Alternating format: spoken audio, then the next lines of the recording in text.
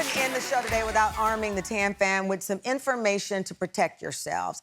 And John Brayo is the Vice President of Public Policy, Telecommunications, and Fraud for the National Consumer League. John, thank you so much for joining us. Listen, let's get to it. There is a lot of victim blaming with this, whether it's the adoption, whether it's the women. People tend to believe, oh, gosh, that the victim did something wrong. Yes, and I think that that is a reason why there's a real stigma to reporting fraud in the first place. People think that if I was a victim of this crime and I tell someone about it, I could lose my financial independence. They're not going to believe me. They're going to say, why were you so stupid? You've even heard of consumers who are afraid that their family's going to put them in the nursing home if they came forward with this. Particularly with the elder scams. With the elder scams in particular.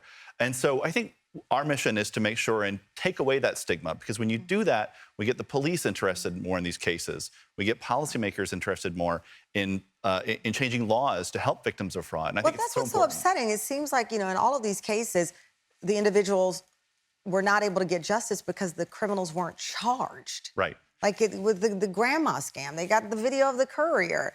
In the Tinder swindler, they've got this whole documentary. Right. And he's not been charged. Right, and I think that what we need is people out there who are saying, this is not your fault. This is a crime. If somebody had broken into their house and stolen $250,000 from these women who lost money to the Tinder swindler, the police would be all over that case. But when it comes to fraud, they're saying, well, it's your fault. It's a civil matter. We're not interested. So we need to change that. And we do, because otherwise, listen, we love Alex and Lori, but at the end of the day, that could have been dangerous, right? They get the courier, he's there, he's nearby, and thank God that nothing happened. But people feel like they have to take their own action because of the inaction with legislation. Right, and it shouldn't be all on consumers to do this.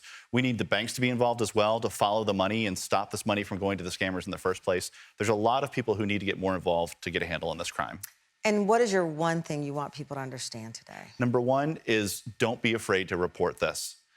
If you've been a victim of whether it's a grandparent scam or a romance scam or an adoption scam or any other kind of scam, report it. That's the way we build evidence. That's the way we get prosecutors interested, and ultimately the way we stop these scams from happening. Why are they so prolific right now? I'm telling you, I can't even open my phone. There's something, your phone, cell phone service, or jobs. You see it everywhere. Is it the timing of the pandemic that?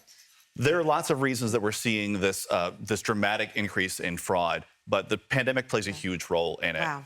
Well, John, thank you so much. We appreciate it. And if you have any tips, we're going to put them up on our social media for our folks to go to the resources. For information, TamronHallShow.com. John's tips, all that you need to know. Please stay safe. If it's too good to be true, you know the rest of the line. Be safe out there. We'll see you next time.